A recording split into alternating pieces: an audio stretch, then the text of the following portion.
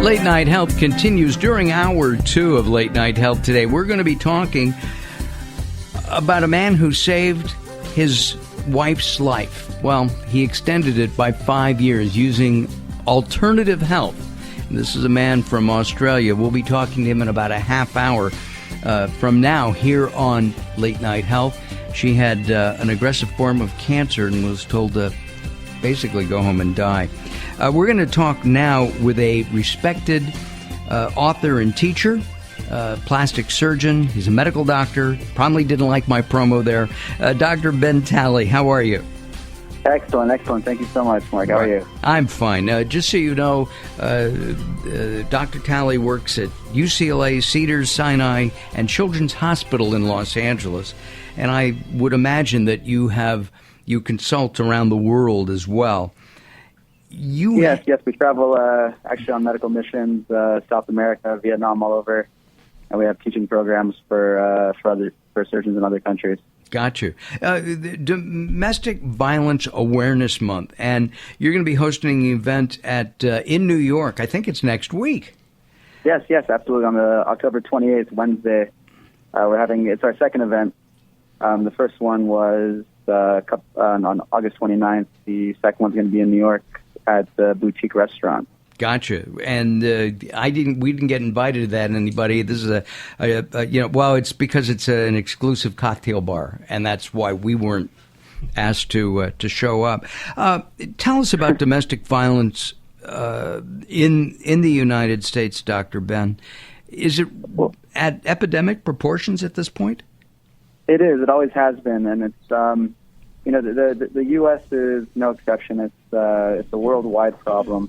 The best statistics we have come actually from the National Coalition Against Domestic Violence, and it's absolutely shocking once you read them. And it's not just domestic violence against women. There's also just insane amounts of domestic violence against men as well, and most of it is unreported.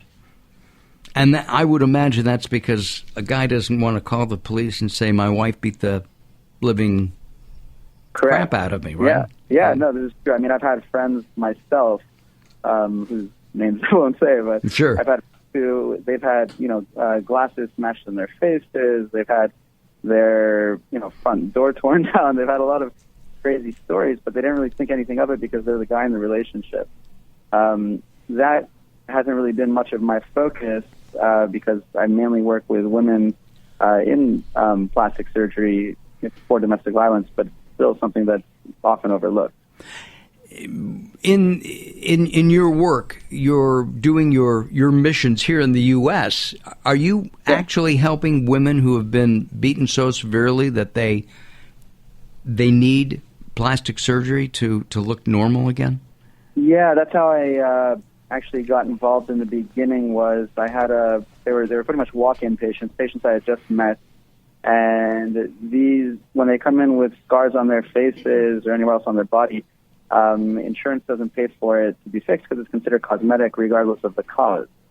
I offered to help a bunch of them because, a lot of what I do is charity work or, it's all what I enjoy to do. It's fun to do. And once in a while, I ended up not just having problems with taking care of the patient surgically, but emotionally. And I wasn't equipped to do that myself, and I ended up getting in touch with the National Coalition Against Domestic Violence.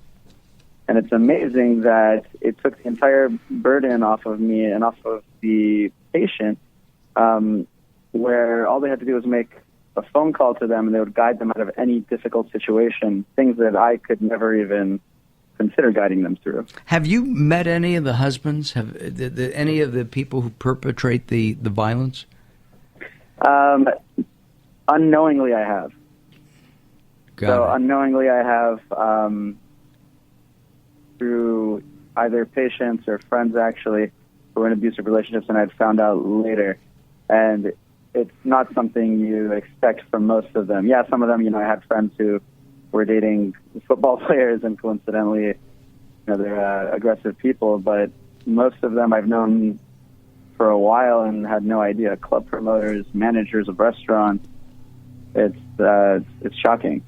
Deborah has a question for you. Deborah Romero. Yeah, absolutely. Hi. Yeah, I'm wondering what attracted you to this specific need in the world. Why this? I find it really admirable, and I myself, my mother was beaten by my father, and he left our home quite early. So it's something that's near and dear to my heart as well. And I'm wondering if there's what actually brought your heart to this. I have actually. It's not just domestic violence. I have like a number of charities that I work with. Specifically, domestic violence. The way I got involved was just that. Just coincidentally through patients walking in. And once you open the doors and you start talking about domestic violence, then all of a sudden it's not just one person, but 10, 20 people that come up to you and start asking for help. And I just felt like it was just part of one of my callings. I do a lot of pediatric charity work too. But this, even with my facelift patients, I do a lot of facelifts, and my facelift patients would come in once they found out that I was involved in domestic violence charities, and they would just start crying to me and telling me their story, and I'd sit there and talk to them, and most of them had already been through the majority of the ordeal, but I did get, last year I did a drive across country where we went across 23 states, and we were trying to promote it, the National Coalition Against Domestic Violence during Domestic Violence Awareness Month. And as I started promoting this, I got a phone call from this Russian lady who, first she was yelling at me over the phone because her English wasn't very good, but after a while I really started to understand that she had kids, and she, like so many others, thought that they had no way out of the situation. And I talked to her, and this is in New York, I talked to her for about an hour on the phone and finally connected her to the National Coalition Against Domestic Violence. And she thought all these years that there was nothing she could do about it. And that one specific instance was where I really got devoted to the NCADV and wanted to raise money for them more than anybody. And you have a private practice. You work with, I'm assuming, a lot of, because of where you're based in Beverly Hills, you work with, high-profile clients that you can't tell us who they are. Exactly. I'm actually operating on one right now as we speak. Oh, yeah? As we speak? Yeah, as we speak? Oh, my goodness. Yeah, You're a multi-talented doctor. Vince, did you have a question for the doctor? Oh, I did. It was more an aside. I know you mentioned Children's Hospital, and I have great respect for that place and the doctors there, because my son, my middle son, was born with a cleft lip and palate, and we still visit. We still visit there at least 4 to 6 times, a month or so. Wow. And that was in the beginning. Now it's just down to every other month. He's in the braces stage, but with plastic surgery, I've been through that, and I just have a great respect for what you do, because I've seen the change in my own child, how when they're born with cleft lip and palate and the plastic surgery and all that, what a difference it makes. Oh, I appreciate it. I mean, I don't consider anything special for myself, but I do love seeing the changes in kids. The biggest changes we see actually are in the microtia kids, the ones without ears, because we can't operate on them until they're about 8 to 10 years old. They go through life with, pretty much growing up socially awkward, hiding from people. It's just, one of my favorite things to do by far. Wow. Yeah. How'd you get into medicine? I've wanted to be a doctor since I was about 5 years old. My pediatrician took wax out of my ear, and I was amazed. I was in San Jose where I was born, and once I became a doctor, I contacted him, and I'm like, Dr. Zlotnick, you remember me? He's like, yeah, I remember you and your family. I'm like, I became a doctor because of you. I think he asked me why, and I told him you took wax out of my ear. I think that's fascinating. That's fascinating. Do you have other docs in your family? No, not in the immediate family. Fortunately, my sister just married an amazing doctor, but otherwise, everybody else was kind of PhDs and lawyers. I just love cutting and sewing, honestly. If I don't get to cut something or sew something in a single week, I get a little sad. Well, you can always go on Project Runway. You knew that, right? And do that. Our guest is Dr. Ben Talei. We are talking about the National Coalition Against Domestic Violence. October is Domestic Violence Awareness Month, and we're making this aware. I have talked to many plastic surgeons over the last number of years, and over the last few years, we've talked to quite a few here on Late Night Health. And in talking with them, there's two aspects of plastic surgery. The first one, of course, is physical. I think the more important one is emotional.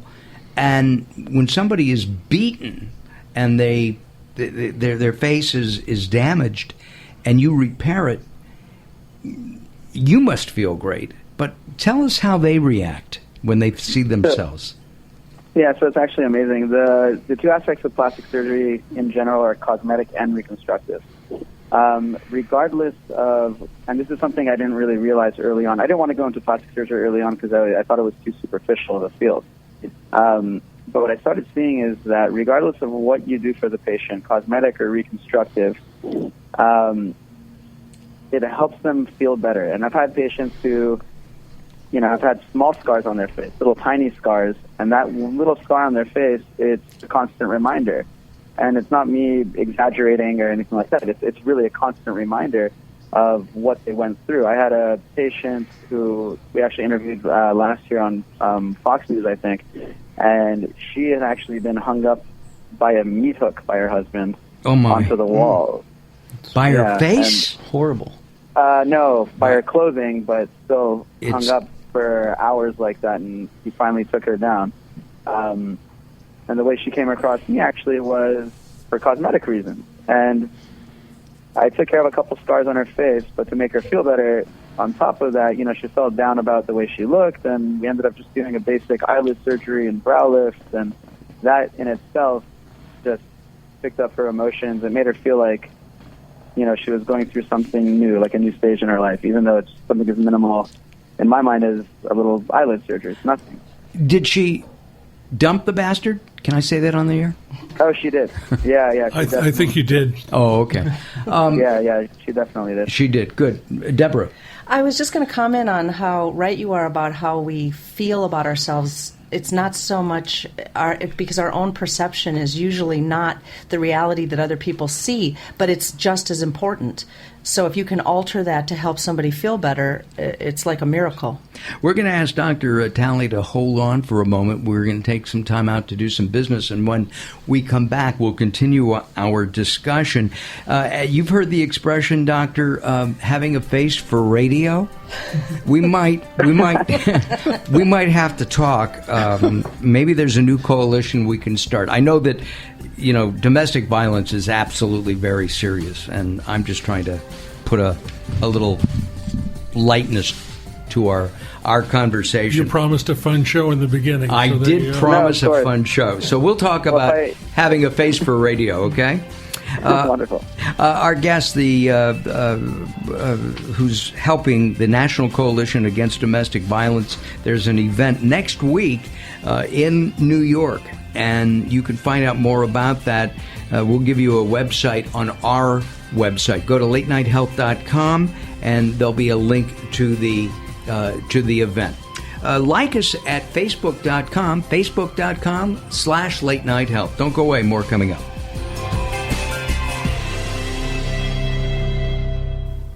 Have you ever needed a flashlight and reached into a drawer to find your flashlight is dead, and then go to put in new batteries only to find the insides are all corroded? Now Hybrid Light has created a solar-powered flashlight that requires no batteries and also charges your cell phone. Hybrid lights are durable, waterproof, and hold a charge in the dark for up to 7 years, and perfect for any emergency or everyday use. Now you can get your own Hybrid Light today for only $34.95, and if you mention health, you'll receive a Hybrid Light headlamp absolutely free. That's our durable Hybrid Light with a free headlamp for only $34.95. A value of $60, only $34.95. Call us today at 800-297-8109. That's 800-297-8109 to get this special hybrid light offer today. 800-297-8109, 800-297-8109. In the promo code box, type in HELP. 800-297-8109. When our water heater broke down last month, it was a nightmare. It took 5 hours for the plumber to show up, and he charged us a couple of $100 just to come out. And then it cost another $1,800 to put in the new water heater. By the time it was all said and done, I felt like I'd been taken. But what else could I do? The smartest thing you can do is get a home warranty from American Residential Warranty. Their home warranties pay to repair or replace all your major appliances when they break, and they will break, and at the worst possible time. Call American Residential Warranty right now for free information on home warranties starting at just pennies a day. Don't wait for your refrigerator to stop running or your ceiling fans to stop turning. Call American Residential Warranty right now. Ask how you can save up to 50% on washer and dryer coverage. Just call 1-800-790-7570. That's 1-800-790-7570. Again, 1-800-790-7570. Call now.